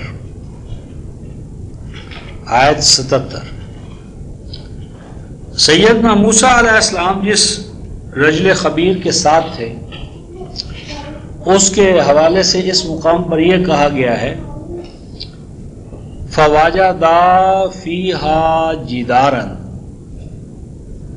پس پایا انہوں نے وہاں، پائی ان دونوں نے، پائی کیا پائی رفقا محترم؟ جدار، ایک دیوار پائی. اور اس دیوار کے بارے میں ارشاد فرمایا گیا کہ وہ دیوار کیا تھی. انہوں نے دیوار کو پایا، اور وہ دیوار کیا کرنا چاہتی تھی، کیا کر رہی تھی؟ یریدو ان ینقض، وہ دیوار ارادہ کر رہی تھی کہ ٹکڑے ٹکڑے ہو جائے. اب کہنے والا کہہ سکتا ہے میاں تمہارے قرآن میں لکھا ہوا ہے کہ دیوار ارادہ کر دی ہے، اور ارادہ جو ہے رفقا محترم اختیار و ارادہ چاہتا ہے. ارادہ بغیر اختیار و ارادے کے ممکن نہیں ہے. یعنی وہ ارادہ کر رہی ہے کہ وہ گر جائے. تو دیکھو ارادہ کس کے لیے؟ دیوار کے لیے. اب یہ جو دیوار کے لیے ارادہ ہے رفقا محترم، یہ حقیقت نہیں، یہ مجاز ہے. اسی طرح ہم دیکھتے ہیں سورہ الانبیاء آیت نمبر 74، 21-74، صفحہ 393. کیا ہے 74 آیت؟ سیدنا لوط علیہ السلام کا ذکر جمیل ہے، اور آیت نمبر 74 میں فرماتے ہیں اللہ پاک وَنَجَّيْنَاهُ مِنَ الْقَرْيَةِ، اور نجات دی ہم نے جناب لوط علی نبینا علیہ الصلوۃ والتسلیم کو من القریہ، اس بستی سے ہم نے نجات دی. کون سی بستی رفقا محترم؟ تعمل الخبائث التی کانت تعمل الخبائث، وہ بستی جو خبیث کام کیا کرتی تھی. اب کوئی کہے جی قرآن میں تو ہے کہ وہ بستی برے کام کرتی تھی، تو بستی تو در و دیوار سے عبارت ہے، اینٹ، گارا، چونا، پتھر، لکڑی، بستی تو اس چیز کا نام ہے. تو قرآن یہ کہہ رہا ہے کہ وہ بستی برے کام کرتی تھی، اللہ تی کانت تعمل الخبائث، برے کام کیا کرتی تھی. تو اب یہ بستی جو ہے رفقا محترم وہ تو برے کام نہیں کرتی. برے کام کرنا تو یہ کارنامہ یا عمل ہے انسانوں کا. اسی ضمن میں ایک آخری بات ریکارڈ کروا کر ختم کر دوں اصول کے حوالے سے. یہ پہلے بھی عموماً ہم قرآن فہمی کے قرآنی اصولوں میں اس کی مثال دیا کرتے ہیں. تو ریکارڈ کے طور پر یہ سورہ زاریات اور سورہ زاریات میں آیت نمبر 27، سیدنا ابراہیم کے پاس مہمان آئے، ان کو بٹھایا. یہ 51 27 624 صفحہ وہاں بٹھایا انہیں، اس داخلوا علیہ فقالوا سلاما، قال السلام قوم منکرون، فراغ الی اہلہ فجاء بعجل سمین، آیت نمبر 26۔ ان کو بٹھایا اور بٹھا کر اندر تشریف لے گئے اور واپس تشریف لائے، تو واپس تشریف لائے کس شان سے؟ فجاء بعجل سمین، موٹے تازے بچھڑے کو لے کر آئے، موٹا تازہ بچھڑا، ہجل بچھڑا، سمین موٹا تازہ، موٹا تازہ بچھڑا لے کر آ گئے۔ فقربہ الیہم، اور وہ موٹا تازہ بچھڑا ان کی طرف کیا، آگے بڑھایا اور فرمایا قال الا تاکلون، کھاؤ بھائی، کھاتے کیوں نہیں ہو؟ اب یہاں عرض یہ کر رہا تھا کہ اللہ پاک نے عجل سمین کے بارے میں یہاں یہ نہیں کہا اسے ذبح کیا، پکایا، پلیٹوں میں رکھا، جو سلیقہ قرینہ اور آداب مینرز ہیں، ایٹیکیٹس ہیں، بلکہ فرمایا موٹا تازہ بچھڑا لے آئے اور کہا کھاؤ۔ اب یہ جو الا تاکلون کا قرینہ ہے، کیونکہ زندہ بچھڑے کو تو نہیں کھایا جاتا، بچھڑا جب بھی کھایا جائے گا اسے ذبح کیا جائے گا، یعنی پکایا جائے گا، پکانے کے بعد اس کو سلیقے قرینے اور آداب کے تحت اس کو آگے پیش کیا جائے گا۔ اب یہ تمام چیزیں رفقائے محترم یہاں کیا ہیں؟ محذوف ہیں، اور یہ معذوفات ہم مانتے ہیں، ہمارے ساتھ ہمارے جو دوسرے علماء کرام ہیں وہ بھی ان چیزوں کو مانتے ہیں، لیکن جب یہی باتیں تھوڑا سا ہٹ کر سیدنا داؤد اور سلیمان اور سلیمان اور سیدنا موسیٰ اور سیدنا مسیح ان کے بارے میں آتی ہیں تو وہاں عقل و شعور موقوف ہو جاتا ہے۔ وہاں اگر حضرت داؤد کے بارے میں آئے گا کہ ہم نے ان کے لیے، یہ 34 سورہ میں سیدنا داؤد کے بارے میں جبال کا لفظ آتا ہے، یا جبالو اوبی ماہو والطیر، یہ 34:10 513 صفحہ۔ سخرنا مع داؤد الجبال یا جبال اوبی ماہو والطیر، یہ سورہ سبا آیت 10 کہ یا جبال اوبی ماہو والطیر، کہتے ہیں وہ سیدنا داؤد اپنا لہن داؤدی ترانہ گاتے تھے اور پہاڑ جھومنے لگتے تھے، پہاڑ جھومنے لگتے تھے۔ اب کوئی کہے بھی پہاڑ کیسے جھومتے تھے؟ بھئی یہ نبی کی شان ہے، تم کون ہوتے ہو پوچھنے والے؟ بس نبی کا اور اللہ کا تعلق تھا، پہاڑ اس کی زبان سمجھتے تھے، وہ جھومنے لگتے تھے، اور وہ قدیم جدید سارے ایک ہی ڈگر پر ایک ہی وہ چلے آ رہے ہیں۔ تو یہ چند ایک اصولی باتیں رفقائے محترم، بظاہر حوالے بہت ہے، اصول ایک ہے۔ اصول یہ ہے کہ قرآن کے الفاظ کے معنی متعین کرنے میں بعض اوقات لفظی معنی ہوتے ہیں، بعض اوقات مجازی معنی ہوتے ہیں۔ یعنی مثلا جب ہم کہیں بھی میں نے شیر دیکھا، تو شیر دیکھا میں کیا خیال ہے؟ پہلا ذہن میں آتا ہے کہ بھئی جنگل کا شیر، جنگل کا شیر۔ پھر میں کہتا ہوں میں نے شیر دیکھا جو مسجد میں خطاب کر رہا تھا، رأیت اسدین یخطب الناس فی المسجد، میں نے دیکھا شیر جو لوگوں سے خطاب کر رہا تھا۔ اب یہ جو لوگوں سے خطاب کر رہا تھا یہ قرینہ اس بات کا ہے کہ یہ جنگل کا شیر نہیں ہے، کیونکہ خطابت اور کلام جنگل کے شیر کی بات نہیں کرتا، علامہ البیان۔ تو یہی سے رفقائے محترم ایک اصولی بحث کے بعد حقیقت اور مجاز کے حوالے سے پہلے ہم سیدنا مسیح علیہ السلام کے حوالے سے پہلے دن گفتگو کریں گے، اور دوسرے دن سیدنا موسیٰ علیہ السلام کے حوالے سے، اور جو دو شریک نہیں ہوں گے وہ بھی ان کو دیکھ سکیں گے۔ تو آخر دعوانا ان الحمدللہ رب العالمین۔